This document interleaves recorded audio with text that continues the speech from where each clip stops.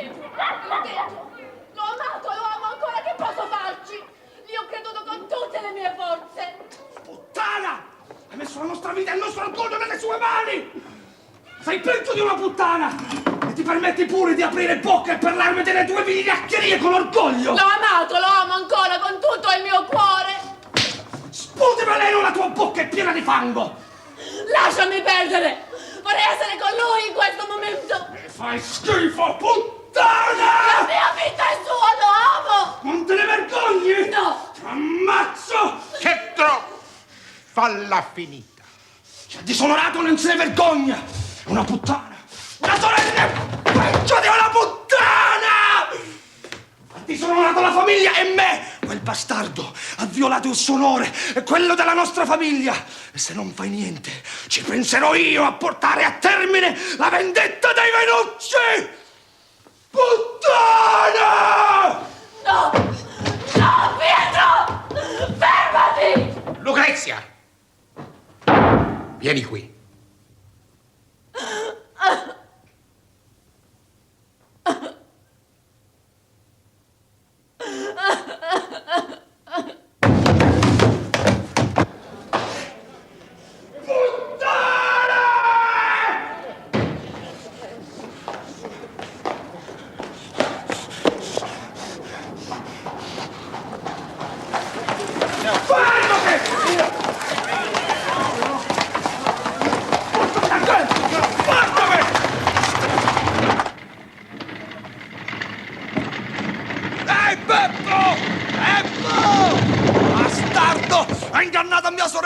Hai fatto di mia sorella una puttana! Hai calpestato il suo onore e quella della nostra famiglia! Voglio quello che è nostro! Voglio il mio orgoglio! Beppo! Fatti avanti, bastardo! Beppo, che fai con quel martello? Vieni qua! Vai,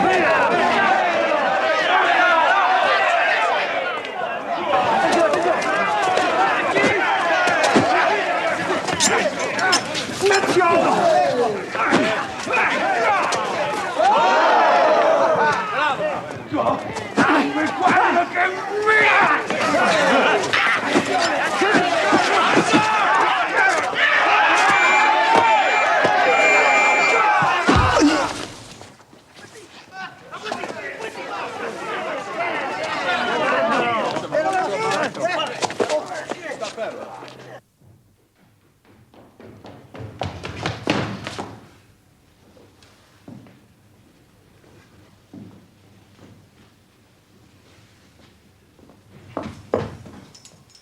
What are you doing down there, Beppo? bastardo, traditore! La pagherai cara!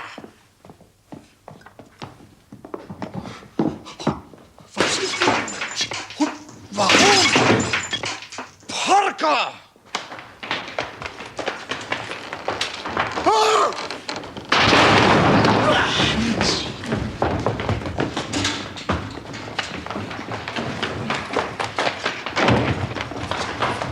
Stand back! We have him at last!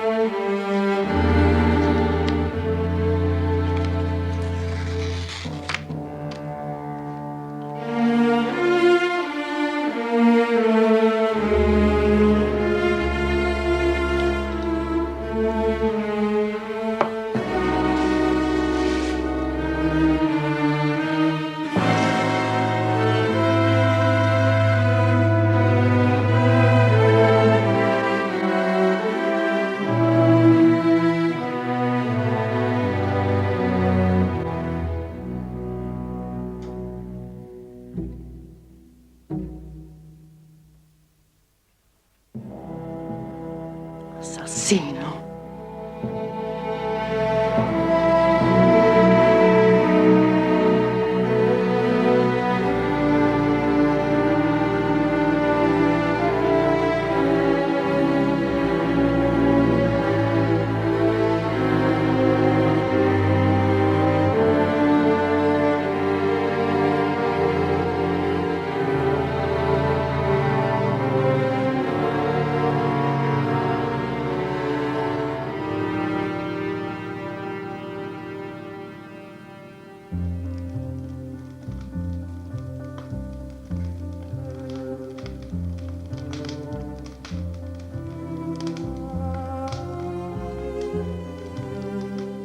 Anything remarkable on hand, Lestrade?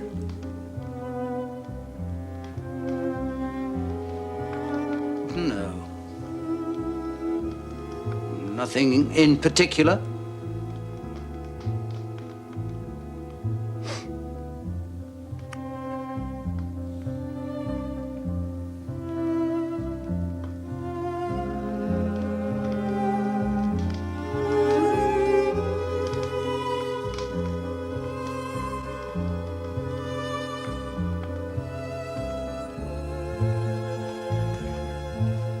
Then tell us about it. Now you come to mention it, Mr. Holmes, there's no denying there is something on my mind. It first came to my notice 4 days ago. A certain Morse Hudson has a shop for the sale of pictures and statues in the Kennington Road.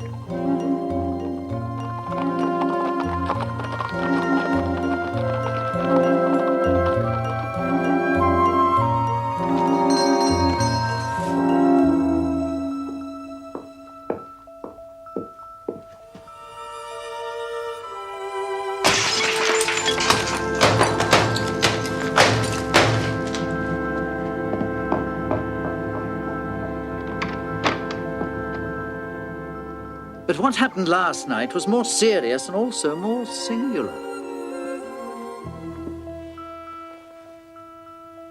Burglary. Exactly. The house of a Dr. Barnicott was broken into.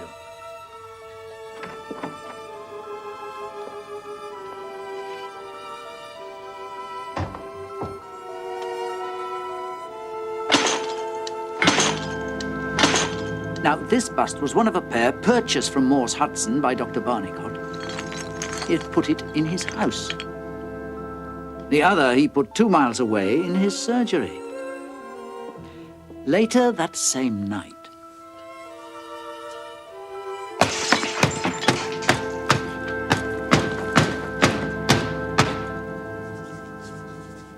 This is certainly very novel. yes, I thought it would please you. Though, in my opinion, it comes more into Dr. Watson's line than ours. Disease? I should say madness. Queer sort of madness, too. You wouldn't think there was anybody living nowadays, would you, who have such a hatred for Napoleon Bonaparte? Ah. Actually, there are no limits to the possibilities of monomania. You see, there is the condition that the modern French psychologists have called an idée fixe. Now, if someone became obsessed with, say, an injustice committed to an ancestor during the Napoleonic Wars, he might form an idée fixe, and under its influence, he might be capable of any fantastic outrage. My dear Watson, that won't do. How do you explain it, then? I don't attempt to do so. I see. I would simply observe that there's a certain method in this gentleman's eccentric madness. I mean, for example, in Dr. Barnicott's house, where a sound might arouse the sleeping family, the bust was taken outside before being broken, whereas in his surgery, where there was less danger of alarm, it was smashed where it stood.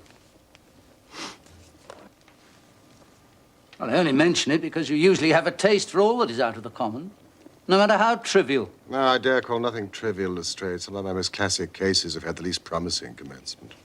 Yeah, that dreadful business of the Abernethy family. Ooh. I'd hardly call the dismemberment of an entire family trivial. Well, Watson, would you be so kind as to explain? What? Well, the point is that it only came to Holmes's notice because of the depth to which the parsley had sunk into the butter on a hot day. Ah. So you see, I cannot afford to smile at your 3 busts, Lestrade. However, I would be obliged if you would keep me informed as to developments.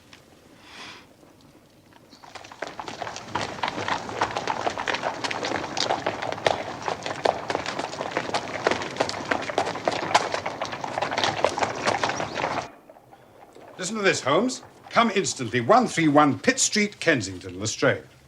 What's it about? Well, it could be anything, but I suspect it's a sequel to his story of last night. You know, my idée fixe. Finish your coffee. There's a cab at the door. 2 minutes.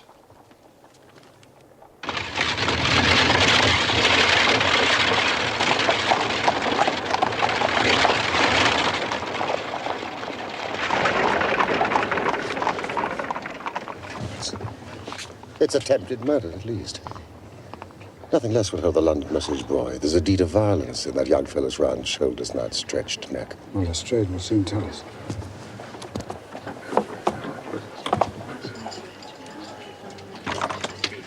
Look at this, Watson. The bottom steps swill down and the others dry. Footsteps enough, anyhow. Yes, but whose?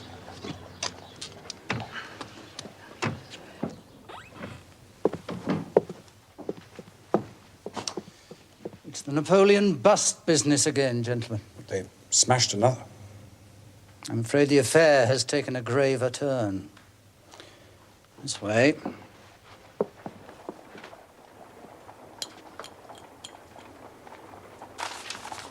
Mr. Harker, allow me to present Mr. Sherlock Holmes and Dr. Watson. Mr. Horace Harker of the Central Press Syndicate. Good of you to come, gentlemen. Please forgive my agitation. No apology necessary, Mr. Harker. A body on one's front doorstep is always unsettling. You've told him, then? Not a word. Now, tell us exactly what occurred. Extraordinary thing. All my life, I've been collecting other people's news. And now I have a real-life story of my own, and I can't put 2 words together. If I had been a journalist and walked in through that door, I would have interviewed myself and had 2 columns in every London newspaper. And here I am, giving away valuable copy by telling my story over and over again to a string of different people. However, I've heard of your name, Mr. Sherlock Holmes. So if you could explain this queer business, I'd be more than paid for my trouble in telling you my story.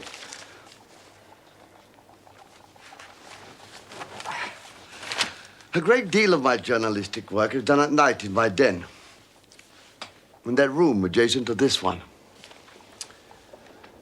At some time in the small hours of this morning,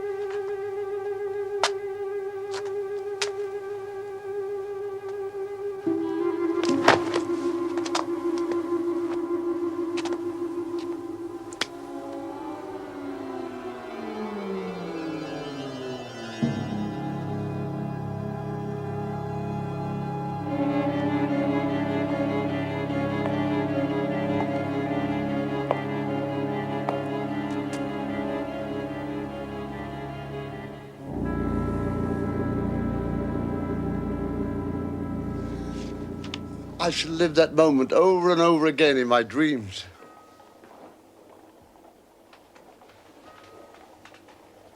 Do we know who the murdered man was? Not yet. But you can see the body at the mortuary if you wish. Where did you purchase your bust, Mr. Harker? From Mr. Hudson of Kennington Road.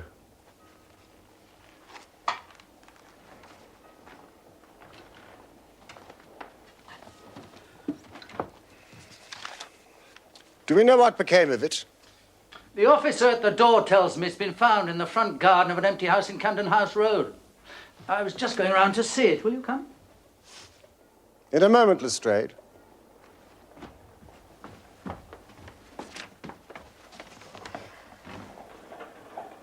Well, the intruder had either very long legs or was the most active man, with that area beneath. It was no mean feat to climb up to this ledge, let alone to open the window.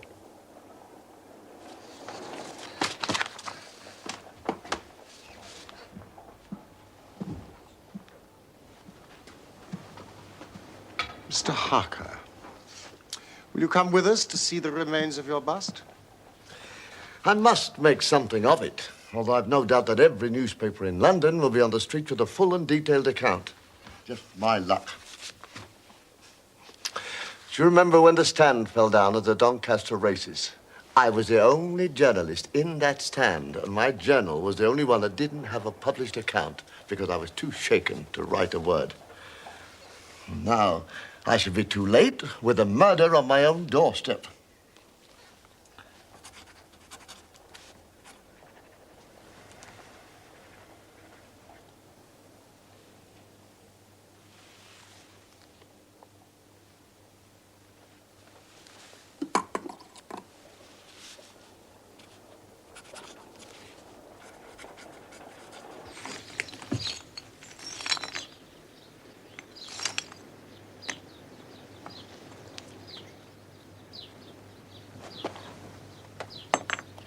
Well?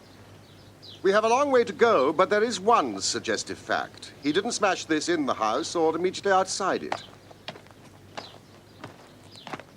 Well, perhaps he was so rattled and bustled by meeting this other fellow that he hardly knew what he was doing.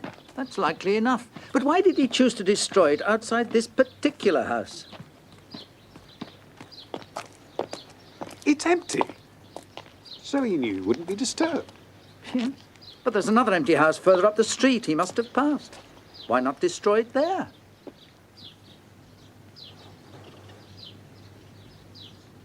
The lamp! By Jove, you're right. What are we to make of that? Holmes? Remember it. Docket it. We may come on something later which will bear upon it. Meanwhile, before we go our separate ways, I suggest we make one last concerted visit. Where to? The morgue.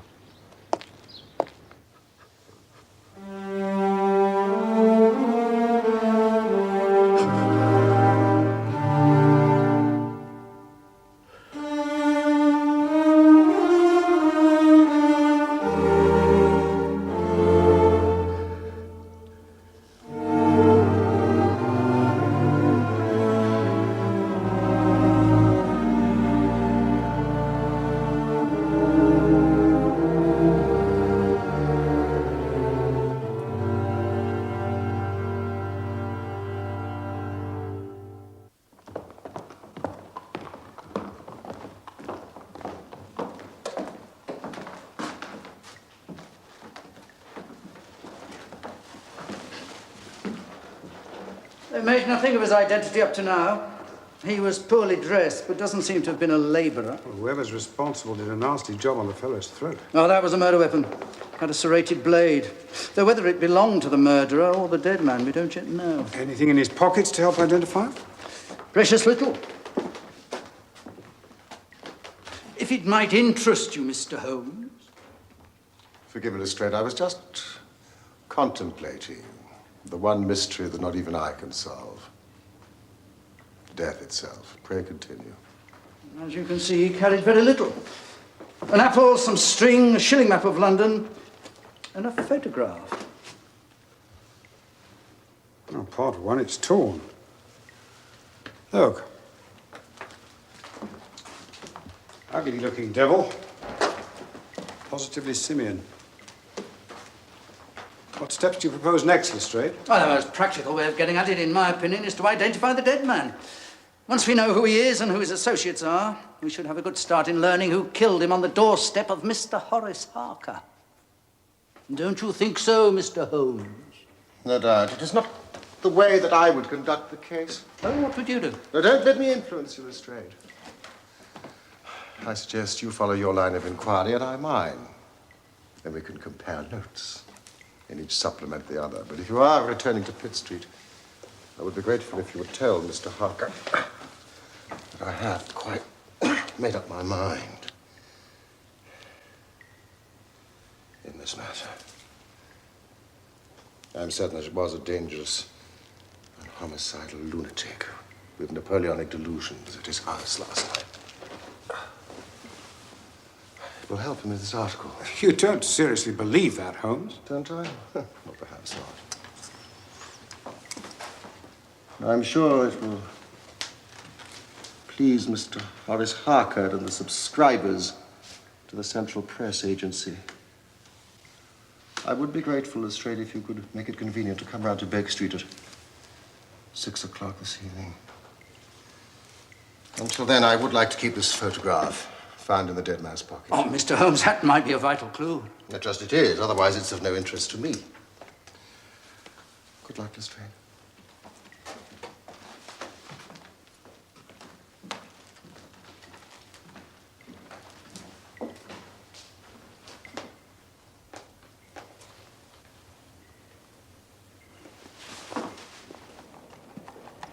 What we pay our taxes for, I don't know. When any ruffian can walk in and break one's goods under one's nose. A superb bit of craftsmanship it was, too. Taken from a marble copy of the Emperor's head by Divine. Are you familiar by any chance with that great artiste? Yes, indeed. Speaking of familiarity, do you recognize the man in this photograph? Man in the photograph? Ah, yes, indeed I do, Mr. Holmes. The name's Beppo. Beppo? Yes, he was a sort of Italian piecework man who made himself useful here in the shop. Oh, he could do carve a bit and frame and gild. I took him on about 10 days ago, but he only stayed a week and then just disappeared. Didn't even collect his wages. Perhaps he was responsible for the breakages. Responsible for the breakages? Responsible for the breakages? My dear sir, this is an international conspiracy. A nihilist plot. Red Republicans, I call them. Yes, no one but an anarchist would go about breaking statues. Did they break every one that you sold?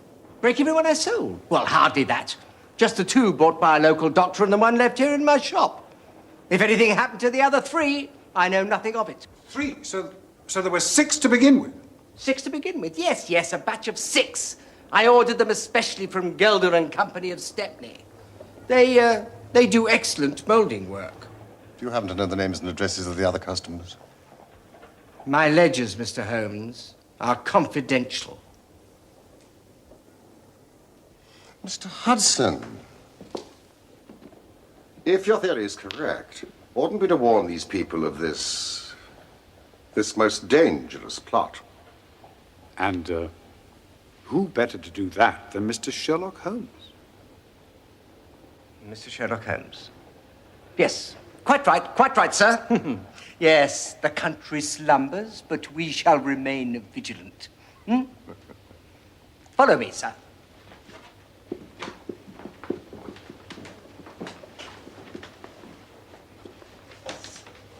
Here we are. Mr. Josiah Brown of Chiswick and Mrs. Sanderford of Reading. Mrs.? Yes. Mr. Hudson?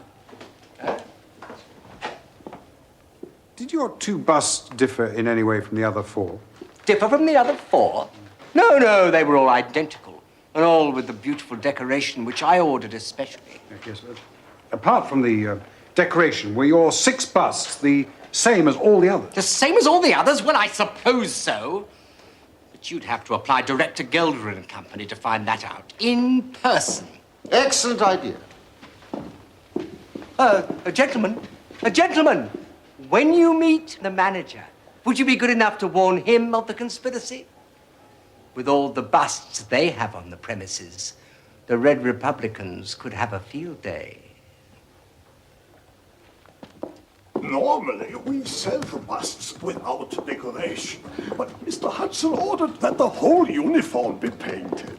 It was expertly done and made it a very special issue.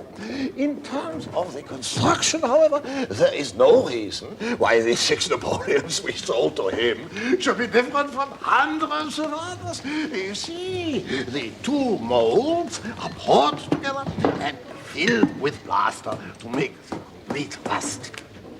Are they solid? Solid? Yes, of course. Aber natürlich. Then they are placed in a special room to dry and afterwards stored. The wholesale price is 6 shillings, but the retailer would get 12 or more. I can think of no reason someone would wish to destroy them. Or murder for them? Well,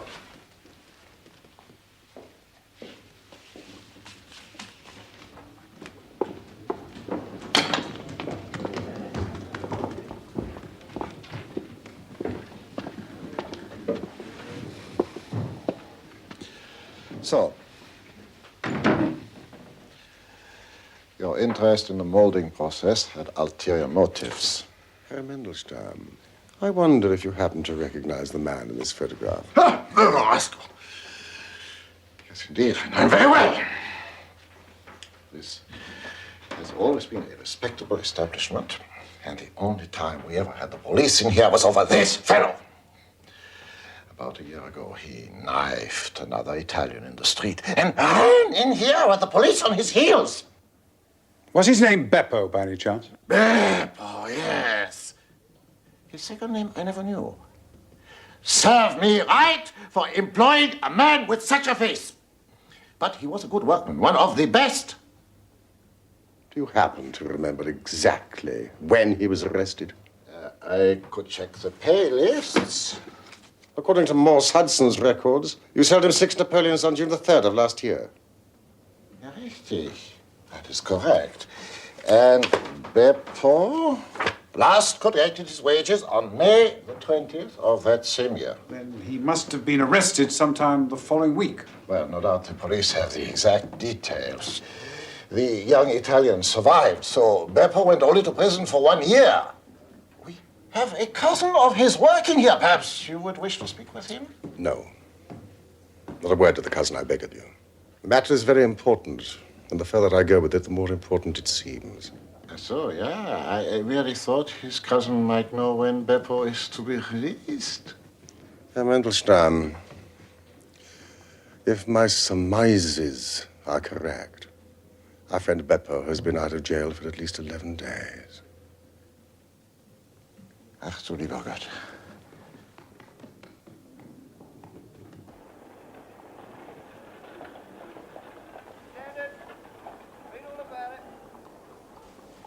Hey! Watson, Harker has baited the trap for us. What do you mean? The press is a very valuable institution if one knows how to use it. Read all about it. Stand it. Very cunning, Holmes. Thank you, Watson.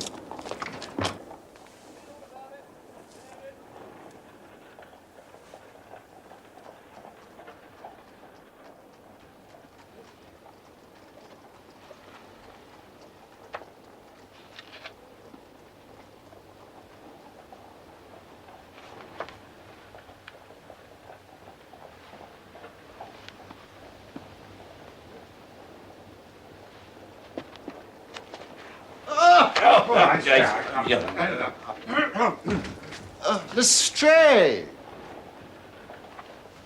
Mr. Holmes? Doctor? Please, sit down. Oh. Thank you. Well, what luck, Mr. Holmes? We've had a very busy day. Not entirely wasted. I can trace each of the busts now from the beginning. The busts. Well, of course, you have your own methods, Mr. Sherlock Holmes. Not for me to say a word against them, but I think I've done a better day's work than you. I've identified the dead man. Splendid. Who is it? Pietro Vannucci, son of a respectable Italian tradesman, but involved with a secret political society. Red anarchists? Oh, you've been talking to Morse Hudson, haven't you? Do go on, Lestrade. I refer, of course, to the Mafia, which, as you may know, enforces its decrees by assassination. Obviously, our murderer broke the rules in some fashion, and Pietro is put on his track, possibly with that photograph to aid identification. They meet, but Pietro receives his own death wound in the scuffle. Excellent, Lestrade, but I don't quite follow your explanation of the destruction of the busts. Oh, the busts. You can never get those busts out of your head. The busts are nothing. Petty larceny, 6 months at most. No. It's murder we're really investigating. And I tell you, I'm gathering all the threads into my hand. And the next stage? Ah, well, now. We have an inspector who's made a speciality of the Italian quarter. I shall go down there with him, find the man in that photograph you're carrying, arrest him for murder. What you say, Mr. Holmes? Will you come with us? I think not. I fancy Chiswick as the address most likely to find him. Chiswick? If you and some of your men will come with us to Chiswick tonight, I will go to the Italian quarter with you tomorrow, and there will be no harm in the delay. I suggest you dine with us. And then you're welcome to the sofa. A few hours' sleep will do us all good. I don't intend to leave the house before 11, and it is unlikely that we shall be home before morning. But, Mr. Holmes... In the meantime, I have a letter to send by express messenger. Mrs. Hudson! Mrs. Hudson! Chiswick?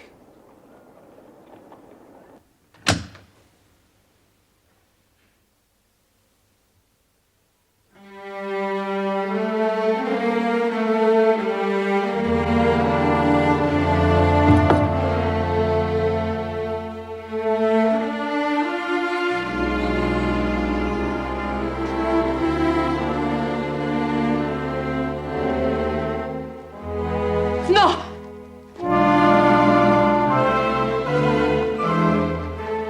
Queste non sono cose da donne.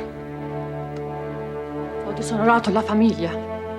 E lo devo fare io. Sono io il capofamiglia. È mio dovere.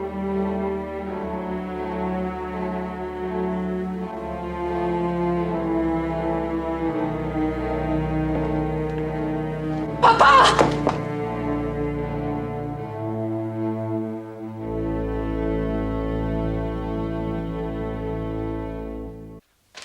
Milan.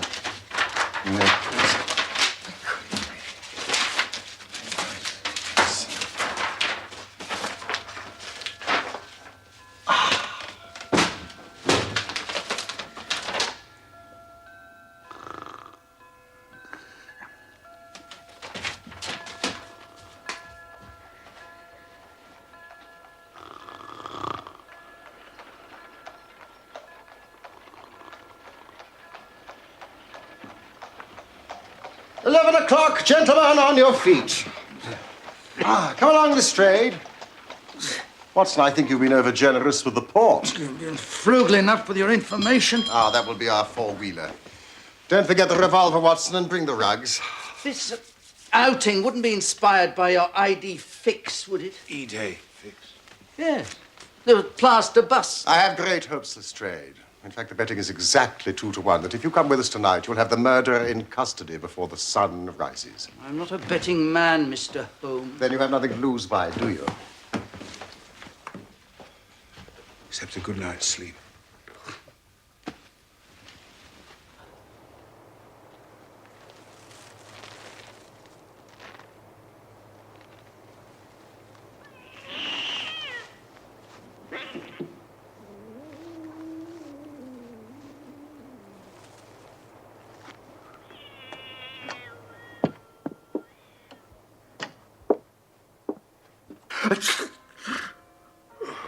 Watson, if you've caught a cold, it's your fault. You left the rugs behind. Sorry, Holmes.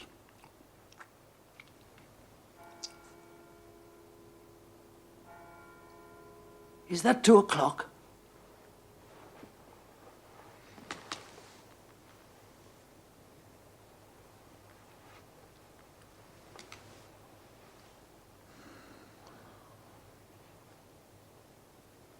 Don't suppose we can smoke, can we? No. No, thought as much. Are your men in position? Oh, yes.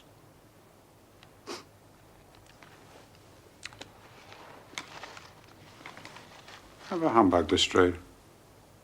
Watson, this is no time for humbugs. Look!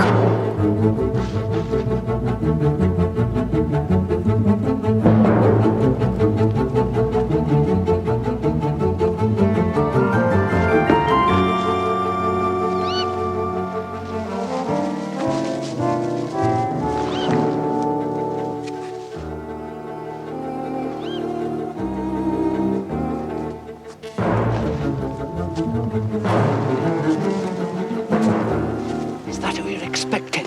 His name's Beppo. Good name for a monkey.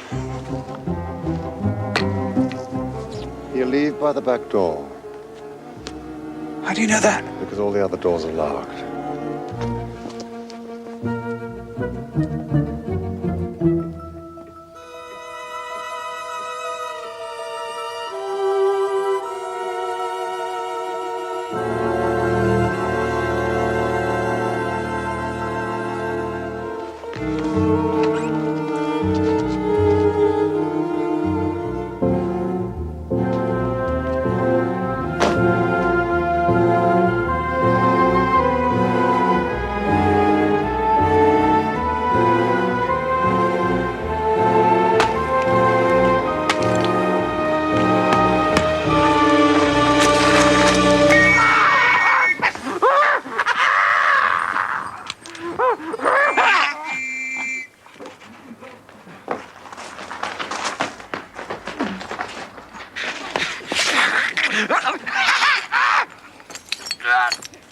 Oh dear, it's smashed. Mr. Josiah Brown, I presume? Yes, sir. And you no doubt are Mr. Sherlock Holmes. I had the note you sent by the express messenger, and I did exactly as you told me. Following your instructions, we locked every door so as to lead him into the back. And I'm very glad to see you have the rascal. Now, I hope, gentlemen, that you will come in and partake of some refreshment. Thank you, Mr. Brown. The hour is rather late. Good night. Good night. Come, Watson, we have work to do. Work?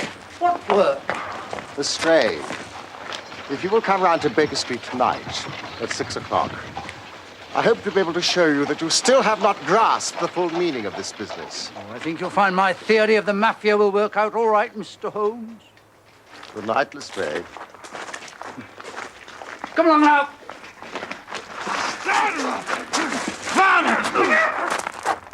Baker Street, please.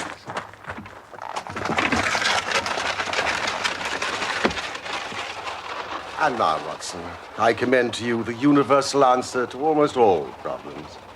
What's that, Holmes? Sleep.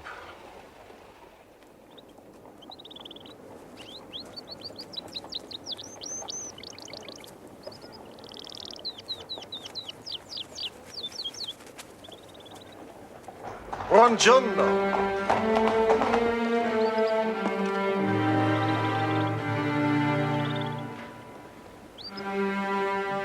I casi come questi è importante. Ecco, signor Holmes.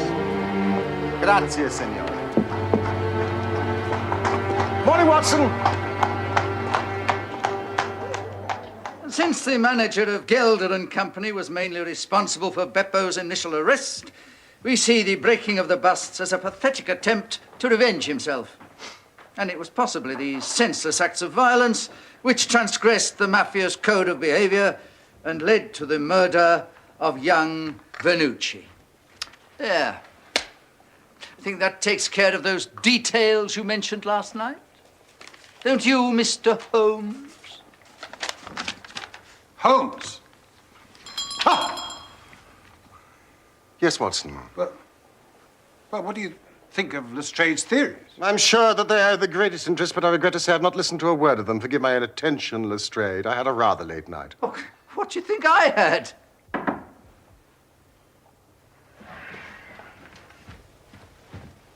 Come in. Is Mr. Sherlock Holmes here? Ah. I fear I am a little late, but the trains were very awkward. No matter, no matter. Have you brought the item? Well, these are my friends and colleagues, Dr. Watson and Inspector Lestrade of Scotland Yard. You may speak freely in front of them. Gentlemen, you said in your telegram that Mr. Hudson had given you my address. Mr. Sandiford of Reading. The same, sir. How do you do? It's those busts again. Correct, Lestrade. Did he also tell you just how much my wife paid for it? No, he did not. Well, sir, I am an honest man, though not a very rich one, and she only gave 15 shillings for it, and I think you ought to know that before I take the £10 from you that you offered in your telegram. Oh, your scruple does you much honor, Mr. Sandiford, but I have stated my price, and I shall stick to it. Oh, thank you, Mr. Holmes. That's very handsome of you. Your bust, sir. You know, my wife has always maintained that there is a marked resemblance between myself and the Emperor. Can't say I see it myself.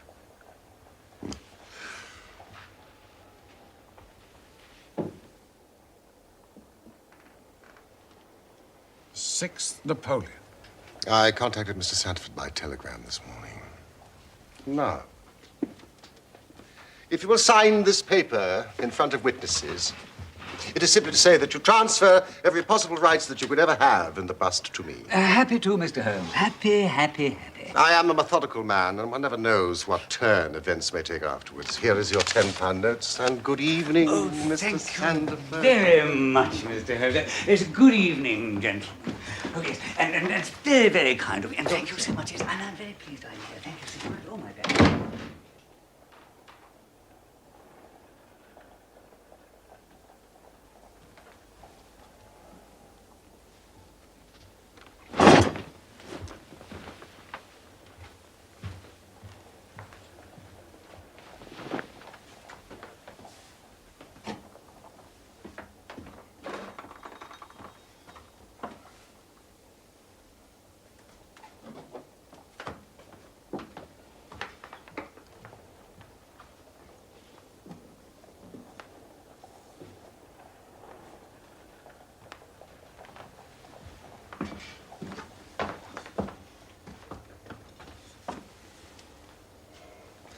Now, gentlemen, if you would give me your undivided attention.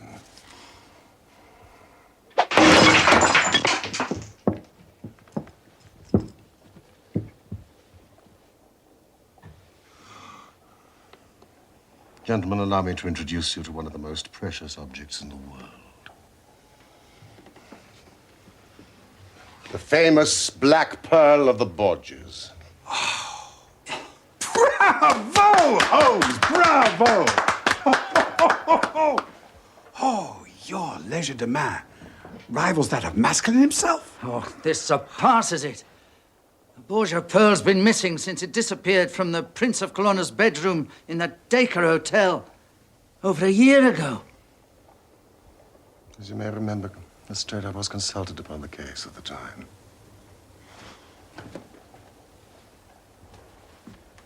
Observe and learn. The moment the name Venucci surfaced in this case, I immediately became intrigued. The Princess of Colonna's maid, for some time, had been one Lucrezia Venucci. Suspicion fell on her, and it was proved that she had a brother in London, but we failed to trace any connection between them. Beppo was the connection. He had been courting Lucrezia Venucci for some time. Where did you get that? Papa Venucci. Oh, I see. When the Venucci family planned to steal the Black Pearl, they used Beppo as a go-between for Lucrezia and her brother. Beppo gleaned enough information to execute the robbery himself and make off with the pearl. Pietro Venucci, the brother, caught up with him outside Gelder's workshop. Beppo stabbed him. He then fled into the warehouse and took refuge in the drawing room. He knew he only had moments in which to conceal the pearl, which would otherwise be found on him when he was searched. Among all the plaster casts drying that day, he made for a batch of 6 that had been earmarked for Morse Hudson, and the base of one of them was still soft.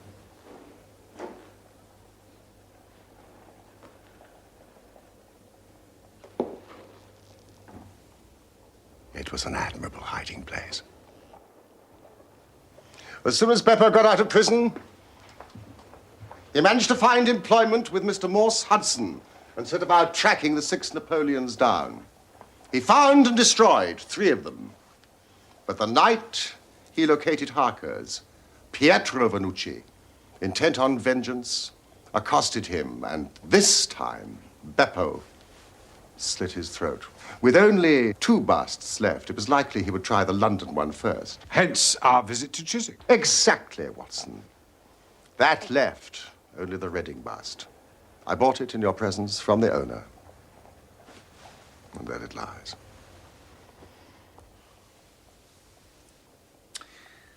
Well, Mr. Holmes,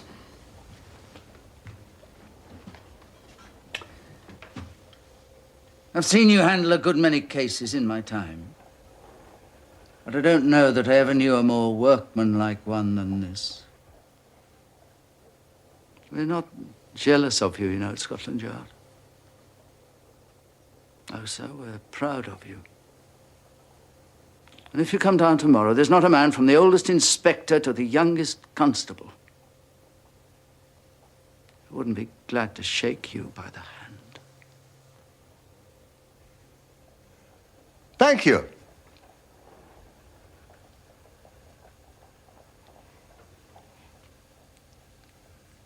Thank you.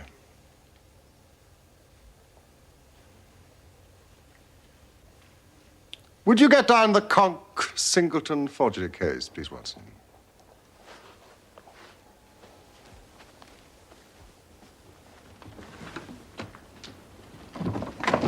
Goodbye, Lestrade.